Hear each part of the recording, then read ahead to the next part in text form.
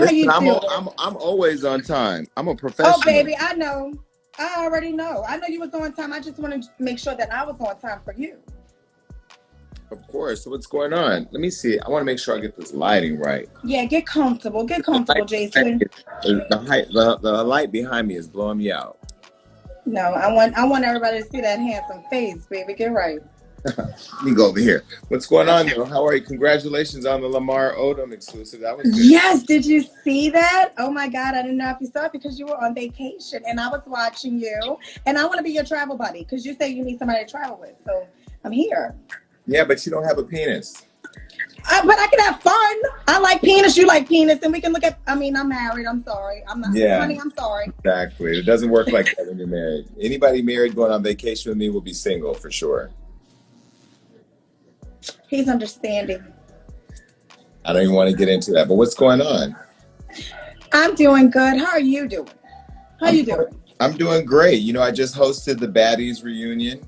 I was just about to congratulate you for that, for being offered that and for you taking it. This is amazing for you. And what people don't know is I was also a producer on the reunion. I didn't know that. Yeah. So I know it's going to be awesome. I know it's going to be amazing. Absolutely. You're hosting it and you produced it. Exactly. Doing what I said I was going to do. Yes, because that's what Jason Lee does. Mm-hmm. So what's going on? I know it's been a really hard week for you, so I just want to have fun with you, Jason. I want to see your handsome smile. You think it's not been a hard week for me? It's been it hasn't been a hard week for you. So you're right. It has not been a hard week for Jason. No. Nothing Listen, is too hard. This is what people have to realize. I'm in the business of making people talk. Okay. So whether they talk good or they talk bad, as long as they talk, I'm winning. It's what you do with all the talking that matters. Because not every bitch is built like me. They're not gonna withstand controversy, conflict. But I've survived wilding out. I've survived loving hip hop. I survived throwing a drink in somebody's face on national television. Right. I am not worried about any of the people talking. What I would get worried about is when they stop talking. Exactly. Yeah. I understand exactly what you're saying, Jason. And you are so right. And, you know, just like you just congratulated me on the Lamar Odom thing, that I want to ask you your advice on that because you handled this like a pro. And when it happened, Carly Red said that the interview was old. And it wasn't. It really wasn't. And I just want to ask you, was it the right thing for me not to respond to that? What do you think? Well, you think what I would have done is I would have went back to the interview and time-stamped it and posted the timestamp to go after her credibility. But again, it goes back to like your style, right? I like to be controversial when I need to be.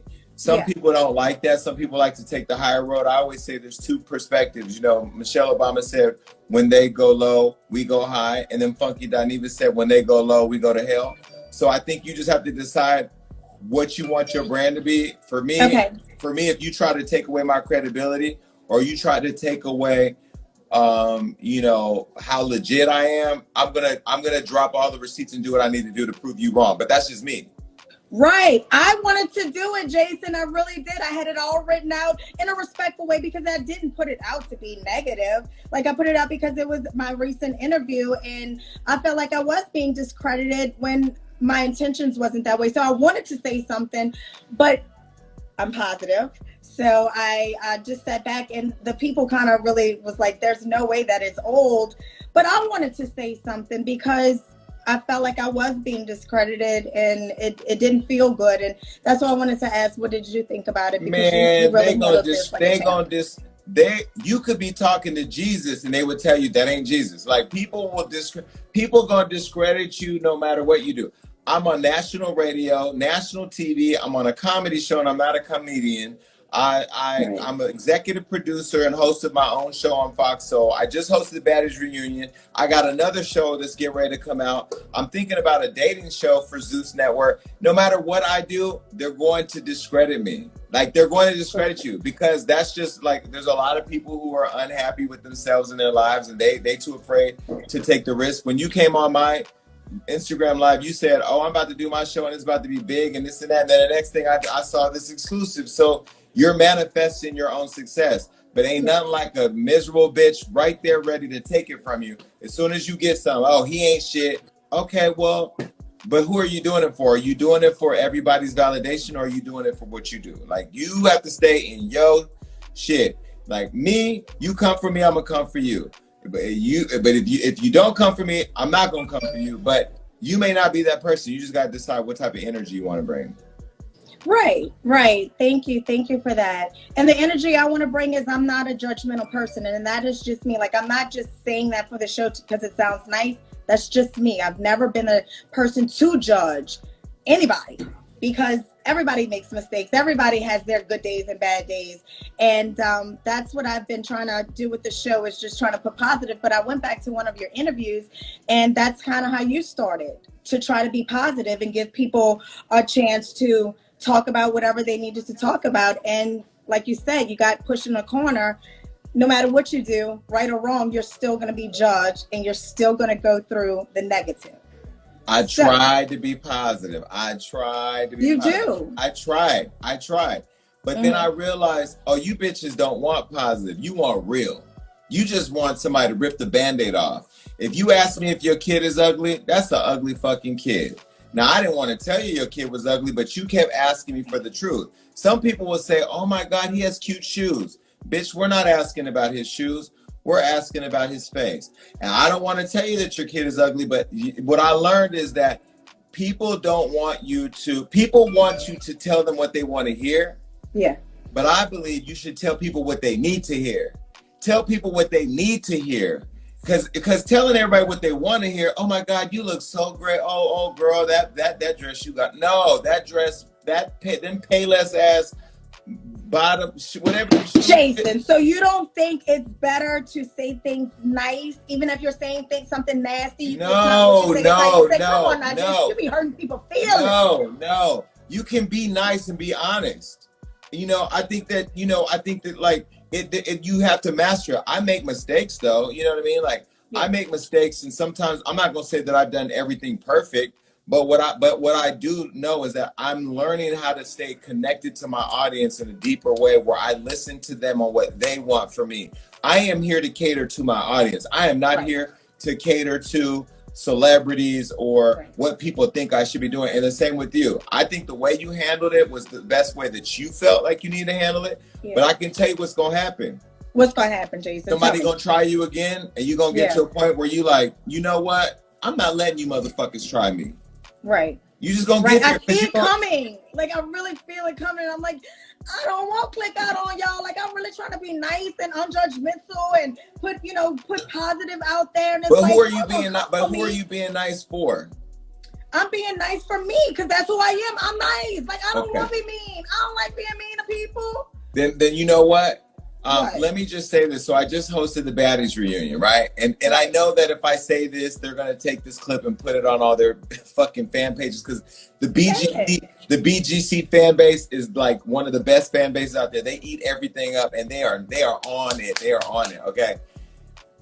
During the reunion, I've never hosted a reunion before, and so I went in very much like I'm gonna be the Barbara Walters of Bad Girls Club, right? Yes. And then somebody tried me. What am I supposed to do? You know what I mean? So I did what Jason. So in my mind, I had to consciously decide, how do I want to handle this here? But I handled it the way that Jason would handle, because at the end of the day, your fans want to see you show up and do you. And so if you decide to be nice and do that thing, that's your thing. Do your thing. But you got to be consistent whatever you do. I showed up, and I showed up as me, and hopefully the fans react to it well, because I don't know how to be anybody else. Right. So who you clicked out on, Jason? I can't say that. I was trying to get you. Okay. I can't say that. Okay. No hands? No, I can't say that. All right. Thank you, though. Thank you for that little tea. I'll You're gonna have to tune in and watch. It's a really. I am tuning in, and everybody tune in to watch Jason put somebody in their place. So. No, tune in to watch this wild ride. Again, when I left Love and Hip Hop and Viacom, I said I wanted to go and create culturally conscious content, and that I wanted to be able to be a producer, an executive producer. I want to create. So when Lemuel Plummer, shout out to Lemuel of the Zeus Network, approached me about hosting the reunion, he also approached me about producing. And so to be able to get another producer credit on top of the ones that I already have is just an amazing opportunity. That's awesome, Jason. You're already at the top of your game. What do you see yourself going from here, Jason? Like, you're already at the top. No, I'm not at the top yet. You're not at the top? No, There's so much more to do, right? I have so much work to do. I'm having lunch next week with some people in syndication TV to find out exactly what I need to do to get that syndicated show. Sometimes I go back and forth on, do I want national syndication? Do I want to give it up? You know, I have some proposals we're working on today for more bigger radio opportunities. We're already in 69 markets around the country. We're number one on the weekend on iHeart. I own the show in partnership with them. I got another project I'm working on right now with another network. So I'm just staying in my creative bag, and I feel like if you just keep doing shit, somebody somewhere who's smart is gonna go, yo, this is the next wave right here. I'm gonna invest in him, because investing in him, when you invest in me, you get all my relationships too. Right. And I come with a lot of relationships. So I mean, I don't know. I have a lot more that I've been working on my book. I'm working on a summit. I'm working on my e-courses. I'm finalizing that today. Like, I'm just working. You're just a machine, Jason. Do you stop? I stop when my body says, all right, nigga, go take a nap.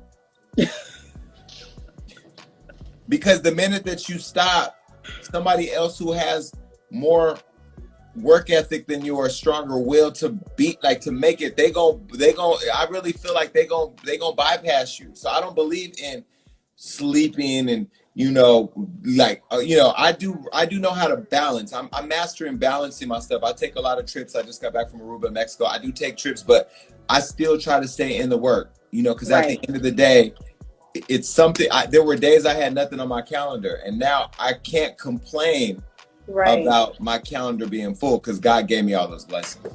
Right. Well, blessings to you, Jason. So what do you want people to know Jason for? What legacy do you want to leave for everybody? Jason Lee is... I mean, listen, it doesn't matter what I tell them I want them to know. People are going to think whatever they want. They're going to call me whatever they want. They're going to say whatever they want. I don't care what they say, and I don't care what they think. Just keep talking about me. The more keep talking, baby. The more you talk about me, the more I win. No matter how good it is, no matter how bad it is, because at the end of the day, you talking about me. Right. I ain't talking about you. Right. They got your name in their mouth, Jason. Period. Explanation point, baby. Yes, I love it. I love your personality, Jason. You really are very strong, handsome. You know, you're handsome. But I look up to you, like 100%. And I see people saying, "Oh, she is dick right." I am not dick right, because I'm giving him his flowers. But you know what's so crazy? Only in our culture do they shame us for showing each other love. Yes. You know what? You know why? Because Black folks are so used to being abused by everybody else that they learn how to master the abuse and try it on their own people. But I don't see you doing that. Stand up to your boss. Stand up to the motherfuckers gentrifying your neighborhoods. Stand up to the city council member who don't give a shit about you. Stand up to your legislators who aren't fighting for prison reform, and your uncle been in prison for 20 years for some shit he shouldn't even been in there for 60 days. Stand up for the things that matter. I challenge you, but you won't. Why? Because it's easy to read me. Go read a book. You bitches don't read enough books. I'm interviewing Common next week. Really? I'm supposed to interview Common on Monday. But I told him I want to move our interview a week because I want to read your book.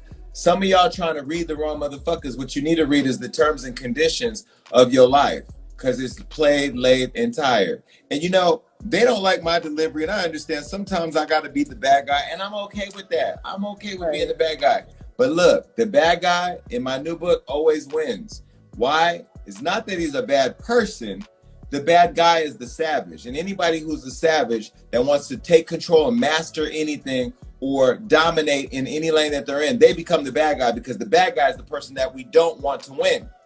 But the bad guy always wins. So I say to everybody out there who's worried about what the fuck I'm doing, keep watching, keep talking, keep listening, keep spreading the news, because I'm never going to stop. Period. They can't stop you. Even if they don't like you, they're still talking about you and you're not stopping. So let them keep watching, right? One of my friends, his name is Lee. He's on his way to my house. He used to always, when people used to say to him, like, oh my God, I hate Jason. I hate Jason. He used to say to them, stop talking about him. Just stop talking. If you stop talking about him, he will go away. And then here they are talking again. And I'm like, you guys just can't do it. You guys can't fucking do it, you know? But yeah, I look, I hope that at one day people just look back on everything I do and go like, damn, like this person started his business from an Instagram. This person lived in a small studio apartment. He's black, he's gay, he's loud, he's unapologetic. He became friends with some of the most powerful people in the industry who helped propel him to a place where he employed people and then created other opportunities. That's what I hope they say. But if they don't, I don't care. You don't care. No. Did that attitude come from what you've been through in this industry? Or that's just always been Jason? I think I've always been a fighter. I mean, if you read my book, God Must Have Forgot About Me. I mean, I've always been a fighter. I've always been the underdog. I've always been counted out. I've always been told I wasn't good enough. I've always been doubted. But, you know, it's always been something in me to just continue to be a fighter and survive. And I've done a pretty decent job at it. I look at the things that, like, I literally can think of something or see something and then manifest it. And it's and I know it's just because of God, right? So it's one of those things where, like, when I'm challenged or told I'm not good enough, you know, and I think a lot of us in life we face that at times. You have to decide what type of person are you. Are a person that folds under pressure and then becomes that thing that you're being told, or are you somebody who runs towards the challenge and then overcomes it and becomes that example of, you know, being that rose that grew out of concrete. And so I just have always been that person. It's always been in me to just be the best at what I believe the best is, not at what other people believe. And there's so many other people out there like me, I think, that are fighting for the same thing. So that's why I think the thread between me and my fans is that they want me to win because they too want to win. And they feel like when I win, they win. I for the first time this last year when I launched Gagging with Jason Lee and the Gag Nation was born, was the first time that I really felt my fan base become like my family. Like they fight for me just like I fight for me. So yeah. It's just not in me to give up or to quit or to lose, period. And that's what I love about you, Jason. I love it because in this industry, I see that that's what you need because they're going to talk about you regardless. Like right now, they're talking about me, but I don't care if y'all think I'm fake. Well, listen, feel free to, you know, they send me a list of things you want to ask me. I'm like, ask me anything you want. I don't give a shit. Like, I know there's no question off limits with me. So you can ask anything. I can ask anything. Anything. Mexico or Aruba? Well, okay, so let me clarify. So I went to Mexico on a date with somebody. Okay. And then I went to Aruba on a date with somebody else because I wanted to decide who I want to date or if I even want to date. You know what I mean? Mm-hmm. Mexico was interrupted by a scandal, which wasn't really a scandal. It was just me being drunk on live, whatever. Right. And then Aruba was kind of like the recovery from Mexico. Oh. So I would say I enjoyed both countries. And I enjoy both people that I spent time with. Both are really great people. And now I'm back in LA, focused on the work. Okay. So I would say both were really great. Well, that's good. Have you decided what you're looking for in a relationship? Did you find it? I don't know. I think I'm in a relationship with my business right now. I'm in a relationship with what I'm doing. I think that I'm definitely looking to spend good quality time with somebody, but I don't know if settling down right now is like the thing that I want to do. Okay. All right. Well, that's awesome, Jason. I hope that you find love, but I know you already have success and it's coming your way and love is just right after that. Well, hopefully, and if not, there'll just be a whole bunch more success. Exactly, but you deserve love. But you know what? People have to understand, like, wanting love and being lonely are two different things, right? Okay. So I think that, you know, I turn 44 next month. I'm in a really good place in my life. And if I don't have a significant other who I'm waking up to every day, that's okay. Yeah. Okay. Or if I wake up with two people every day, that's okay too. That's okay too. You know, so yeah, I don't know. Like, I don't know. Who knows what love is gonna look like? I have a house big enough to have two people in it if I want to. I don't know what I'm gonna do. Who knows? Okay, so you're just open to whatever happens, but your business is your baby. My business is my baby. Live, breathe, eat it all day long. It's with me everywhere I go. I am in love with my business. I'm in love with what I'm doing. I'm in love with creating. I want to start creating more shows that don't have me on it. I want to create shows. Okay. I'm in the process of developing my app right now. I'm the king of streaming over on Bigo, king of the internet, king of Bigo. I'm out here really playing on that.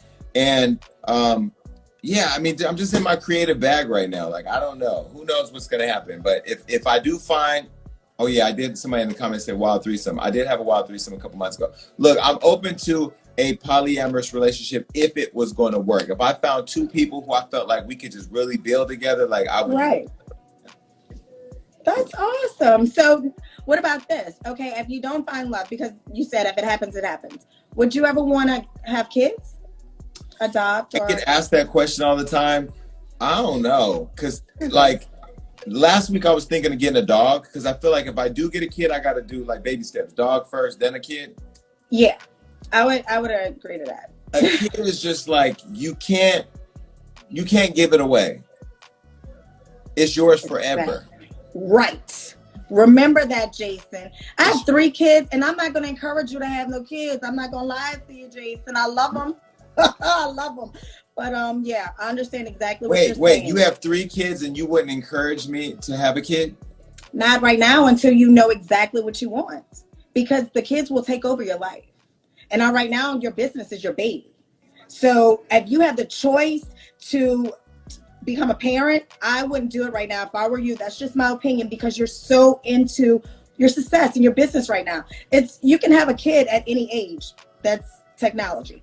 But right now, Jason, that's just my opinion. I have 3 kids, and I would not say have kids right now because you're focused on what you're focused on. Now, when everything falls in place, then I would say, go ahead, take on parenthood, because your whole life is going to be consumed with your child, no matter if your business is your baby. I just went to Culture's birthday party. Kids are expensive too. Like, let me tell you something. That birthday party, I don't even know how much they spent, but from the watch to the charm necklace to the Cartier bracelet to the ponies to the Cinderellas, the music, like, I ain't got that kind of money. And see, that's the thing I will say.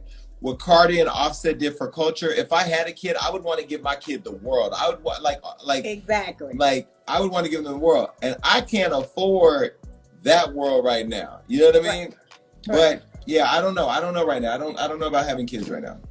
Okay, nothing is wrong with that. Yeah, I understand that.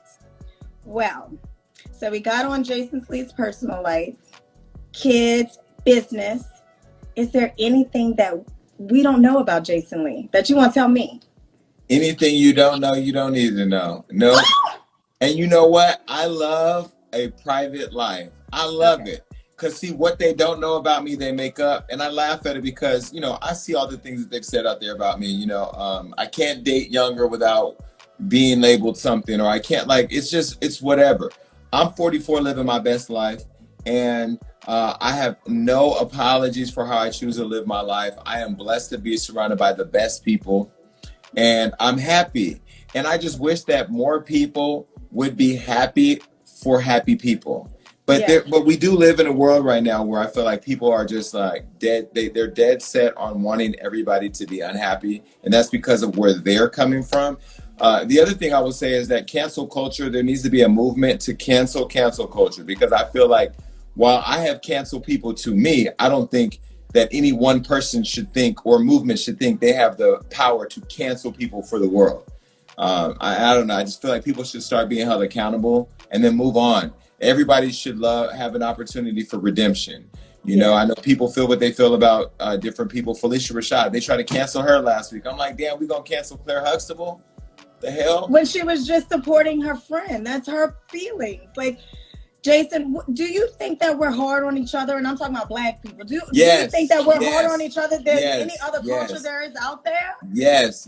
And Blue Toulouse on my show said it's white supremacy showing up in how we interact with each other. We are so quick to destroy each other. Like, we write stories on Hollywood Unlocked that some celebrities like or don't like, but the reason why you don't see me in a bunch of celebrity beef is because the celebrities that we write about know they doing the shit we talking about. Y'all niggas is doing it. We just put it out there. We talk about the good and the bad. Yeah, we talk about the good and the bad. But at the end of the day, you know, I feel like we as a community need to stop being so hard on each other and want to destroy each other just because we don't agree.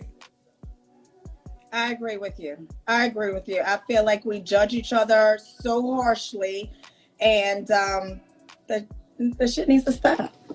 If we came together and supported each other more, then imagine what can happen in our Black community. Instead of sitting there judging the next woman or judging the next man, we're supposed to be supporting each other. But we can preach all day, Jason. They're still going to blame it on this, that, and the other, but it's our own opinions, right? But I'm going to tell you why we're not going to do it. Because again, with the whole white supremacy, they trained us early on that only one Black person can be in the house watching the rest of the niggas in the field. We're already trained that only one person can make it. So we manifest that in how we interact with each other until people wake up and realize that they are still doing the master's dirty work. Then they can thrive. But, you know, I can look at it. I've walked in rooms where people have been like, oh, you know, we don't want we don't want Jason Lee here. We don't want Jason Lee part of it. It's different now because now I come with a lot of credibility and an audience, and I have, you know, it's a lot different than it was when I first started. But my mentality is still set in how people treated me when I first started.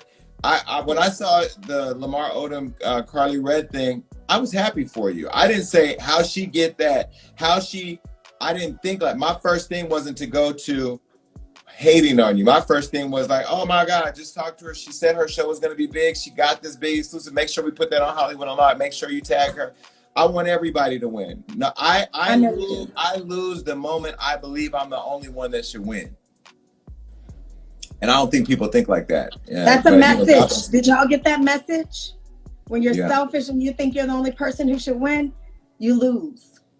Period. It's just like. Period. I love that, Jason. I love your personality. I can't wait to meet you in person. I'm going to meet you soon. You know that, right? Absolutely. Absolutely. I'm here. So keep doing your thing, keep killing it, and keep making your way. You know, you'll look up one day and you'll be like, damn, all the bitches that tried to shut me out, they got to look at me on billboards, every major city. They got to look at me making all this fucking money. They got to look at me interviewing all the people that would never go to their platform. All of them got to eat it. They got to eat it.